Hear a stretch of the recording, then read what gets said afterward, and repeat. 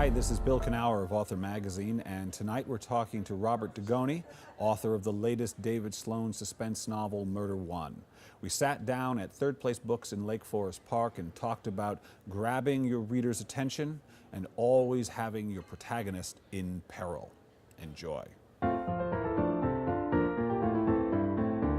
Seventh grade, we were asked to give a report on slavery, and we could either be a slave owner, an abolitionist, or a slave. And I chose abolitionist. And I remember really getting into it. And I remember all my classmates getting up and giving about a 2-minute speech, and everyone would clap and sit down.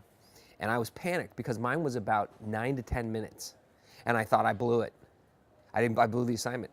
So I got up and I gave this speech. And when I was done, there was dead silence.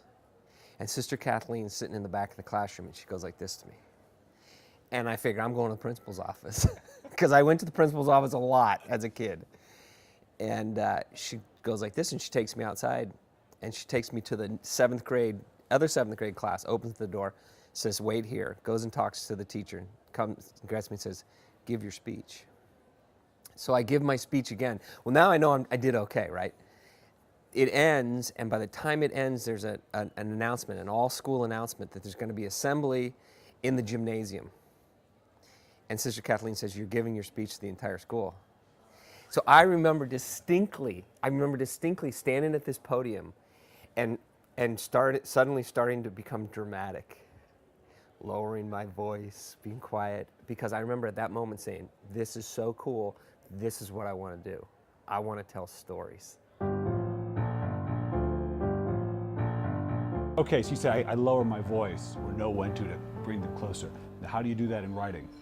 How do you lower your voice to bring them closer in writing? You slow the pace. Your sentences get longer, right? Your sentences get longer, and the pacing slows down. And it's a technique of just, longer phrasing. You take more time to describe something, and you slow the pace and the rhythm of the words. And when you have a high ratcheted tension scene or something, boom, boom, boom, boom, really moving, short punctuation, pow, pow, pow, pow, strong verbs, strong nouns. When you're slowing it down, you can get away with throwing in an adverb and an adjective because you might even write in the passive voice. It's not wrong to write in the passive voice. It's just, are you choosing to do it for a particular reason?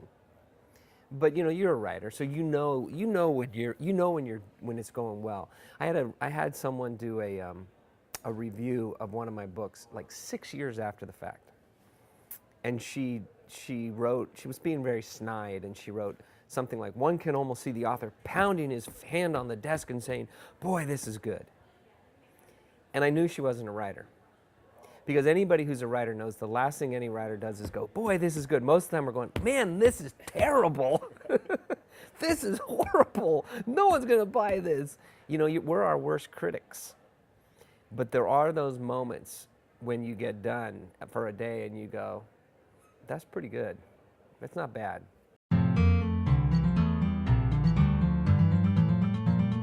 The ending of this book is tricky. I wanted to write a book where people would say, I know the ending. No, I don't. Now I know it. No, I don't. Okay, now I got it. Ooh, I never saw that coming. And to do that, I had to really be open to the idea of how I could get these twists to work. And really what it came from in this particular instance, and in a lot of instances, is it came from the research. I mean, if you look at the acknowledgments in the back of this book, they're like 10 pages. And that's because I spoke to so many people. Like, I went and talked to the ballistics, the guy who runs the Washington department, ballistics department, I forget the exact title, but he's the gun guy. He's the guy that blows things up. And I was talking to him about this particular scenario. And he gave me some ideas, based when he was talking about, well, the way that we do this is by points and, and I started getting some ideas, which would make a great twist. And what it means then is having to go back into the manuscript and set it up ahead of time, so so that it's a twist, it's not a trick. So the reader goes, oh, that's why that happened back then. Not, excuse me, where did that come from?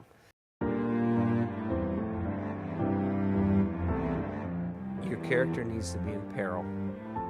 Your character needs to be in peril. You know, someone he loves can have an issue that forces him to get involved, but your character really needs to be in peril, in some type of jeopardy.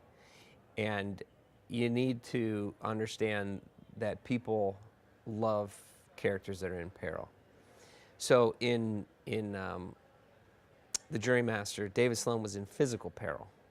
You know, he was really running for his life much of that book. In Wrongful Death, there was some physical peril, but there was also some emotional peril. In this book, it's very much an emotional vulnerability. Okay, it's 13 months after the loss of his wife. He is extremely vulnerable, and that is what really draws people into this book. Another reviewer at Seattle Mystery Books said she just wanted to climb into the page and say, "Don't do it. Don't do it." And we've all been in that situation where we have a loved one who's either getting into a relationship, just doesn't seem right, or they're about to embark on some path, and you just want to tell them, you know, don't do it, but they're an adult, and they got to make their own decisions in life. And you got to sometimes respect that, you know, and that's what I think separates mysteries and thrillers from other genres, is that character in peril, so that the reader sits there worrying about the character. You know, and it's not just, is the character going to get this woman to marry him? No, it's, is this character going to be alive 5 pages from now?